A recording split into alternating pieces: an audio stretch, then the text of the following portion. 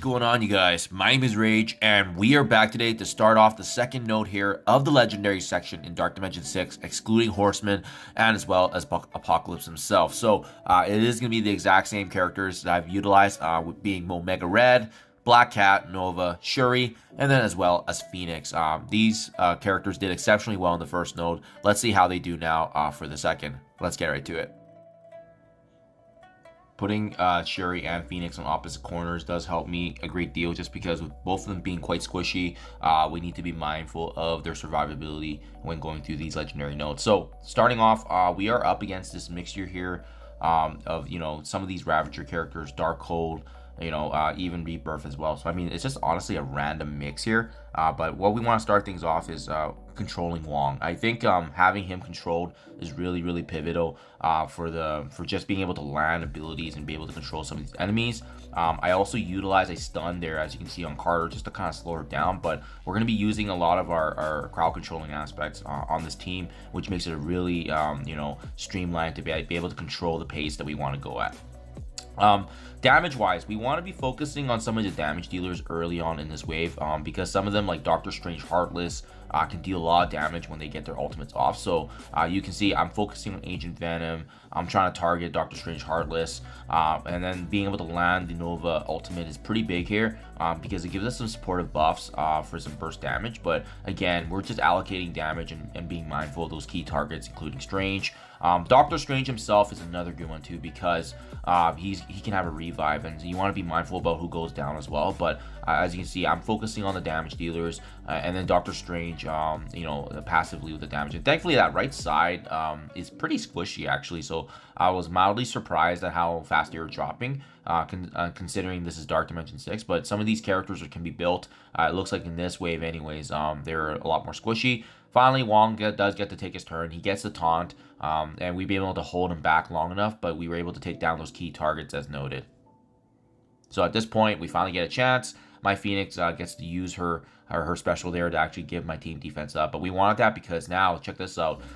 Phoenix with her special, dealing that raw percentage-based damage, it does spawn the next wave, consisting more of these Ravager characters. And as well that synergy of the Ravager team. So unfortunately, Phoenix did go down quite fast, but we were able to land our Black Cat debuff and stun actually right on Agatha when she spawned. So that's a pretty big target to aim for, and it worked out pretty well in terms of energy management. So looking pretty good here. Now we do want to focus on Agatha. And then we're working to the point where we are getting enough cool energy and time to be using some of our crowd controlling, even though we're taking down enemies. So it's a really good stall tactic, but now Agatha is the focus, so you do want to be watchful of her. But as well, Captain Carter with her supportive buffs, she may be able to get off a healer there, but hopefully, you know, if you didn't take down any of the Rebirth, she won't be able to revive them just yet, so that's kind of nice. So we are able to focus on and targeting Agatha here. Big Omega ultimate here, and again, just timely abilities. I found with especially with these four, they've had some really good cooldowns, so we've been able to make the most out of it and get our energy back. And again, I think a big part of it is the fact that Shuri is granting defense up and energy, so I really like that, especially a character like Nova, who has like pretty long cooldowns for all of his abilities. But Omega Red is just an absolute beast so far. You know, his cooldowns are really short, and if he gets energy from Shuri, you know, his ability blocks come back faster rather than later, and we're able to really control these waves. So doing really good. This is kind of how, you know, I'm pretty happy with some of these enemies that are left behind here, because they're pretty tanky and they don't do damage. You know, characters like, you know, Captain America, Wong can be frustrating, but we've been focusing on all the damage dealers and as well as Carter, so it's been really good for us. And again, we want to be mindful of the fact that when we're cleaning up, anticipating the next waves that come. But a really good first attack so far. And it all started with just us shutting down and controlling, honestly, Wong, and making sure that he wasn't using his taunt right away. So yeah, just timely abilities, honestly. Another chance here now to activate some bleeds and go ahead and try to, we're going to be aiming for Carter here, just because she's tanky, she has supportive buffs, she's just not a character that you want to leave around too long, especially with some fellow Rebirth characters here. So thankfully a lot of bleeds on her. And that's a great example of the damage that can be done from Rayge and Venom. So we do go ahead. We Ravager Stitcher, I ability blocked him because he does have some good, decent heals, and we want to be mindful of that, but not the end of the world. He gets his abilities off. So having said that, now we finally took down that last Carter there. It does spawn another wave here, right? So again, this is why we're building proactively the energy and managing it pretty effectively. But I did decide not to use Nova's ultimate there because I got the sense that this is probably close to a point where we're gonna fall, and if we do, I'd be very, very happy with being able to start off the attack with Nova's ultimate. So as you can see, but still doing really good. A lot of debuffs on these characters. We're still getting our energy pretty well managed here. So, Nova, I'm still being very conservative with his abilities, but everybody else, they're still doing their thing. So, we just want to be mindful of that. But again, because this is a new wave, they always get their abilities fresh, right? So that's something you want to always be mindful of. There we go. Wong finally goes down, so I'm pretty happy about that. That way they lose some of that Darkhold synergy. And then again, like the focus will be on damage dealers, right? So similar jazz as before, we're going to be focusing on Dr. Strange Harness. So this was a really, really good first attack because I wasn't expecting to take down this many enemies in such a short amount of time. So let's go ahead here, and then we're just gonna do some little damage on that right side cluster there. Yeah, so doing really, really good.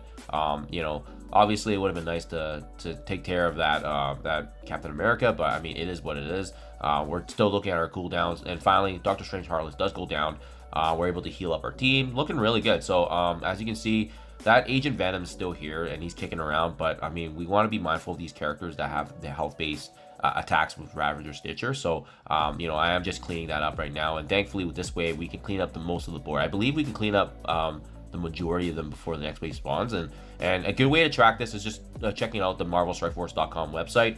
They do have the maps there that tell you when they drop, but I don't think I was paying attention with this one. I was just kind of enjoying the experience here, but being mindful. Usually when it gets this low, it's usually a good sign that you can probably clear the wave before the next wave spawns. So it's unfortunate Phoenix went down, but as you can see, these four really, really do carry the bulk of this initial attack, which is awesome to see the synergy.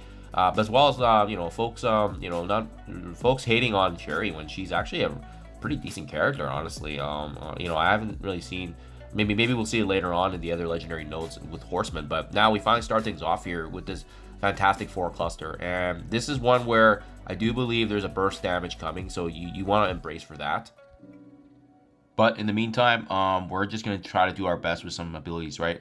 We're at a position where we can use half of our abilities because if we do know that some burst is coming, obviously I'm not going to blow the Nova ultimate, but as well, we can be strategic with some of the abilities. So that's why I haven't used Shuri's defense up and energy, because I'm assuming if I'm going to restart this attempt here in the next attack, I want defense up to start things off, right? And we know some damage is coming, but I was very, very mildly surprised that we can get Human Torch and Invisible Woman quite low, so this leaves us in a very good position starting off for next attack. So looking really, really sharp here actually. So thankfully these characters are not that tanky, and I recommend taking down those two because Invisible Woman has the cleanse as well as supportive buffs for Fantastic Four, and Human Torch does have that initial burst, which we prevented him from being able to do much. So this leaves only a couple of these Rebirth members and Ravagers, but as well another Captain Carter set. So just something to be mindful of, but we see pretty shortly here that these guys clean up, and again, I was waiting for that burst to come and being very conservative with my abilities.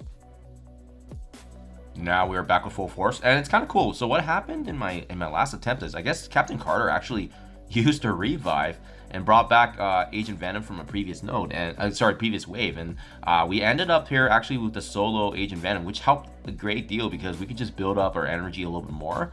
So that's really that was just really, really amazing timing in RNG. But yeah, now we start things off again with this wave. So I am going to control Captain Carter, and we're going to finish off Invisible Woman just because, again, we just don't want her being able to get off any of her abilities. And then again, similar mentality before, you either control the supportive buffs from the team or the damage dealer, so that way you're able to prevent them from doing some meaningful work. And we do want to start things off with the Nova ultimate, again, the supportive buffs that he gives, and just gives us that extra survivability for us, right? We finally use Shuri's defense up as well with the energy granting, ideally after all the abilities were used, so in a really good position here. And yeah, now it's just managing the waves. A couple more Ravagers do come up, but that's all right, just because now we're in a really good position where we're not really left with that many damage dealers, and we can take advantage of that for sure. At this point, it's just cleaning up and clearing some of these minion characters here. There we go. And yeah, at that point, we were able to clean up Captain Carter, and it does actually spawn another Agatha Harkness. So that's something you do want to be mindful of, guys. And that's why we always want to be conservative with our abilities, not just using them nonstop. And thankfully, we did save a lot of abilities from Omega Red there. So again, shutting down Agatha right when she drops is pretty big and pivotal in this run. And finally, we're getting a chance to build up a lot more energy again from Nova, which is huge for us.